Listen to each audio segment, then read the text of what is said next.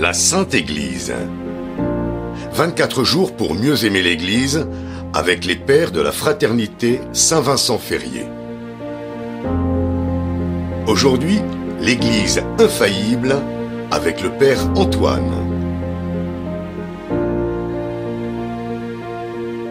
On peut être troublé par la crise dans l'Église qui semble s'aggraver malgré de beaux signes de renouveau ici et là.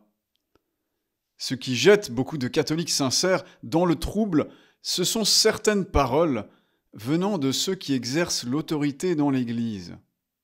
Parfois, il semble bien qu'un évêque dise le contraire d'un autre évêque, voire que le pape lui-même contredise un autre pape.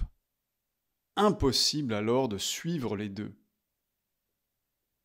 Or, qui vous écoute m'écoute, a dit Jésus à ses apôtres.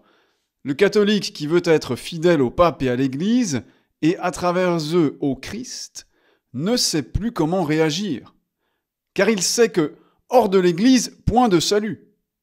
Il n'envisage donc pas de faire bande à part en formant une Église parallèle.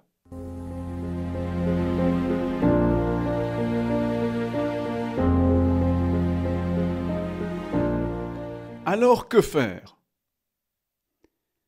D'abord, il faut renouveler notre foi en l'Église, une sainte catholique et apostolique.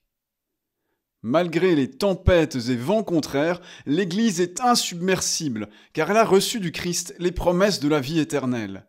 Jésus dit à Simon, « Eh bien, moi je te dis, tu es Pierre, et sur cette pierre je bâtirai mon Église, et les portes de l'enfer ne prévaudront pas contre elle. » Ainsi, nous savons par la foi que l'Église, telle qu'elle a été instituée par la volonté du Christ, est perpétuelle.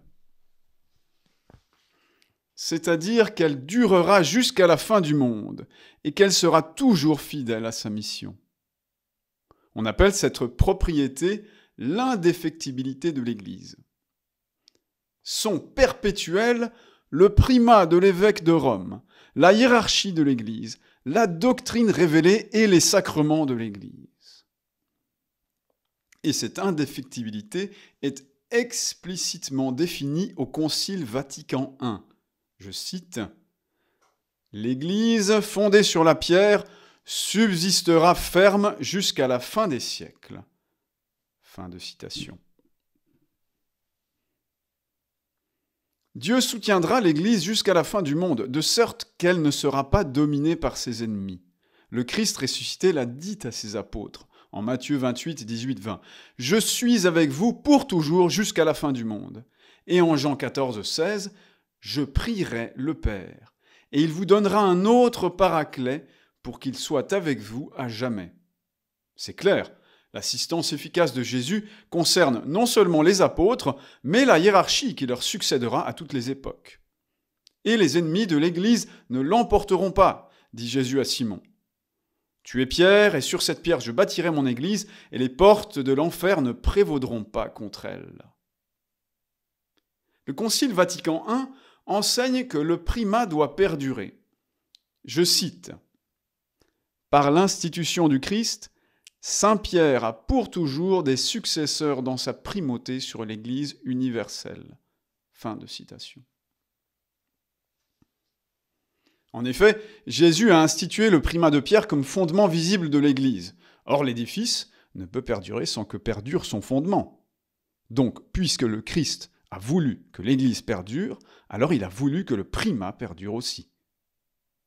Et Jésus ressuscité a dit à Pierre, « Paie mes brebis. » Or, tant qu'existe le troupeau à paître, le pasteur doit exister aussi.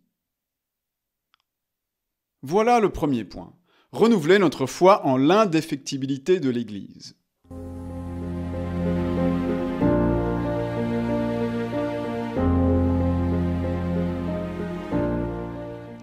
Le deuxième point consiste à comprendre ce qu'est le magistère de l'Église et qu'il a différents degrés d'autorité.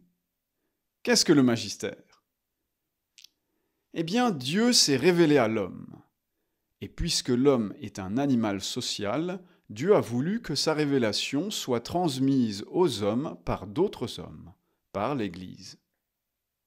En plus du pouvoir de sanctifier par les sacrements, Jésus-Christ a donné au pasteur de son Église le pouvoir de gouverner son troupeau et le pouvoir d'enseigner la vérité. Ce pouvoir d'enseigner s'appelle le magistère. Notez la différence. Enseigner n'est pas gouverner. Un enseignement n'est pas une directive ou un ordre. Quand le maître de géométrie dit à ses élèves que la somme des carrés des plus petits côtés d'un triangle rectangle est égale au carré de l'hypoténuse, c'est une vérité géométrique qu'il enseigne. Le maître exerce là son magistère. Quand ce même maître ordonne aux élèves d'ouvrir leur cahier ou d'apprendre le théorème de Pythagore pour le lendemain, il n'enseigne pas, il gouverne sa classe. Et de même, quand un pasteur parle, il faut distinguer ses paroles de gouvernement de ses paroles d'enseignement.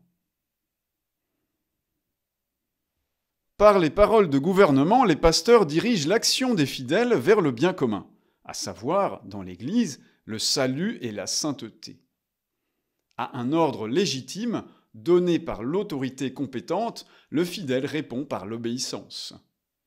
Mais notons bien ceci, ces ordres s'adaptent aux circonstances. Ils peuvent changer. Par exemple, Paul VI fixa la durée du jeûne eucharistique à 1 heure avant la communion, alors qu'auparavant, elle était de 3 heures. Et deuxièmement, ces directives, ces ordres, ne sont pas infaillibles. Cependant, même si ces directives n'étaient pas judicieuses, il faudrait obéir, du moment qu'elles n'outrepassent pas la compétence du pasteur et qu'elles ne nous obligent pas à commettre un péché. Heureusement, pour obéir à un ordre, on n'a pas besoin d'être d'accord avec lui. C'est toute la différence avec l'enseignement. Impossible d'adhérer à un enseignement sans être d'accord avec lui. Nous voici au cœur du sujet. À quoi reconnaît-on une parole d'enseignement ? Tandis que l'ordre dirige la volonté vers le bien commun, l'enseignement éclaire l'intelligence en exposant le vrai. Tout enseignement des pasteurs de l'Église est-il infaillible ? Non. Seul le plus haut degré du magistère est infaillible et exige une adhésion de foi. Et cela à 3 conditions. Nous les résumons ici de façon très schématique. Il faut premièrement que le détenteur du magistère suprême parle, c'est-à-dire le pape seul ou avec l'ensemble des évêques. Deuxièmement, il faut qu'il enseigne directement une vérité.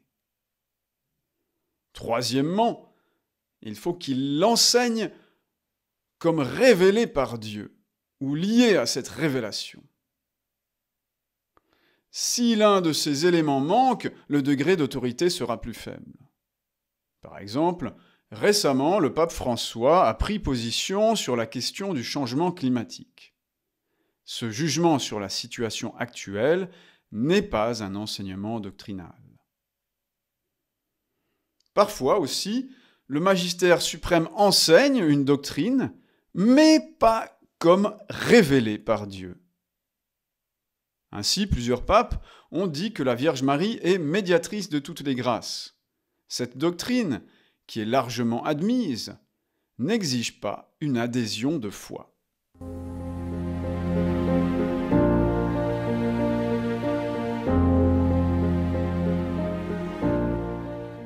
De tout cela, tirons quelques conclusions pratiques. Premièrement, il faut accueillir avec respect et docilité toute parole d'un homme d'Église. Mais n'essayons pas de la justifier à tout prix. Distinguons bien entre enseigner et gouverner. En matière de gouvernement, les pasteurs, y compris le pape, peuvent se tromper, et cela ne dispense pas généralement d'obéir. Deuxièmement, dans les enseignements eux-mêmes, tenons compte des différents degrés du magistère. On évitera bien des troubles de conscience en constatant que beaucoup d'enseignements n'engagent pas l'infaillibilité de l'Église. Enfin, troisièmement, on doit toujours comprendre un enseignement magistériel en cohérence avec les autres. Il est impossible, nous l'avons dit, d'adhérer à deux enseignements contradictoires. Si un tel cas se présentait, il faudrait choisir l'enseignement qui bénéficie du plus haut degré d'autorité magistérielle. Et prions. Prions Dieu avec grande confiance, qu'il inspire au pasteur de son Église une parole claire et évangélique, pleine de charité et de vérité au service de la foi.